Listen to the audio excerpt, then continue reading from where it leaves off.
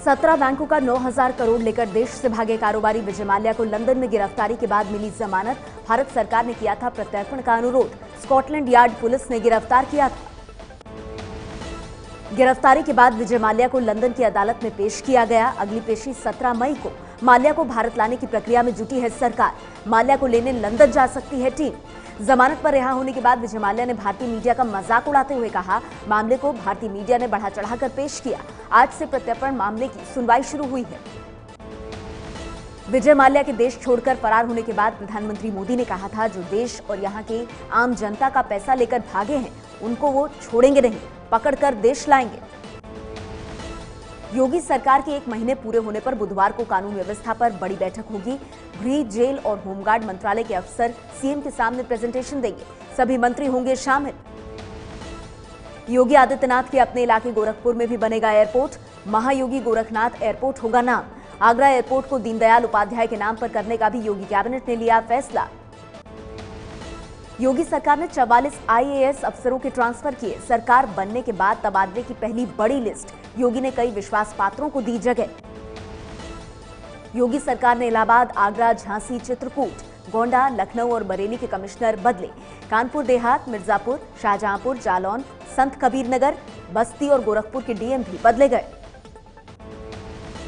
MCD चुनाव से पहले कांग्रेस को बड़ा झटका। दिल्ली के पूर्व मंत्री और अध्यक्ष रहे अरविंदर सिंह लवली बीजेपी में शामिल।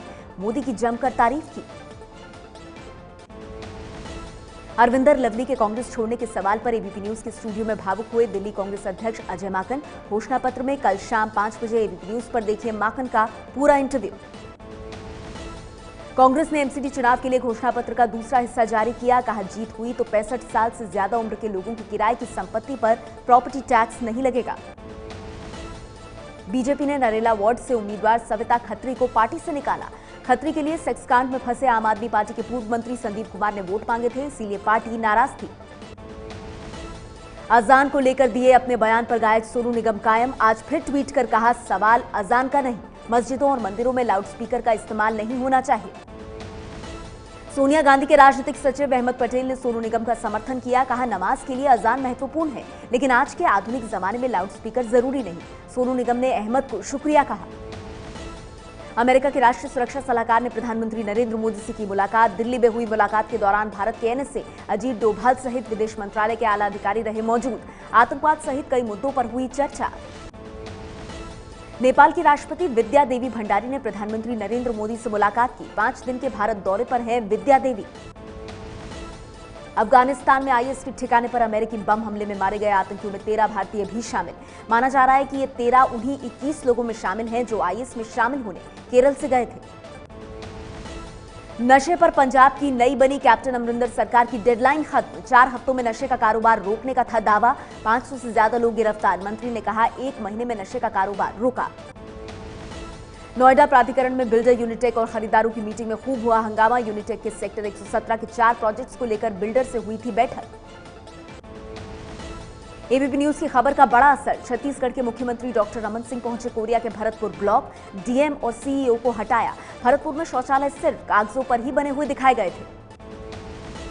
बिहार बीजेपी के नेता सुशील मोदी ने लालू यादव पर एक और बड़ा आरोप लगाया। फर्जी कंपनियां बनाकर करोड़ों की अवैध संपत्ति बनाने का आरोप। पूरे परिवार को सवालों के घेरे में खड़ा किया।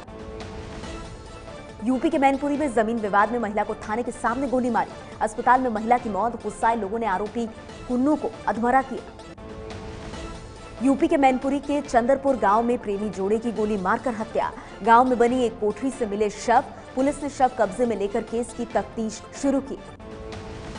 यूपी के गोंडा में कोर्ट में पति ने पत्नी को कहा, तलाक तलाक तलाक। दहेज उत्पीड़न के केस में कोर्ट में पेशी के लिए आए पति महफूज ने पत्नी रुकैया से एक झटके में तोड़ा नाता। मथुरा के जवाहर बाग कांड के मास्टरमाइंड रामवृक्ष यादव का डीएनए बिसरा फेल हो गया। यानी पुलिस ने जिस शव के रामवृक्ष यादव होने का दावा किया था वो किसी और का था।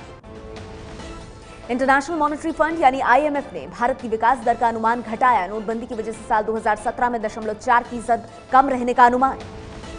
हरियाणा की जींद के सरकारी अस्पताल के मुर्दाघर में घूम रहे हैं कुत्ते। शवों को नोचते देखा गया। स्वास्थ्य मंत्री अनिल विज ने दिया जांच का आदेश। उत्तर भारत में लगातार बढ़ रहा है पारा। मौसम विभाग ने आने वाले 2-3 दिन में गर्मी से राहत मिलने का अनुमान लगाया। पहाड़ों में भी बढ़ रही है गर्मी।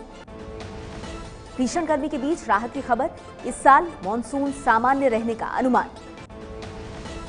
महाराष्ट्र के चंद्रपुर में अधिकतम तापमान 46 डिग्री को पार कर गया है और न्यूनतम तापमान भी 26 डिग्री के आसपास है। अकोला और वर्धा में तापमान 45 डिग्री पहुंचा, 2 से 3 डिग्री तापमान और बढ़ने की आशंका।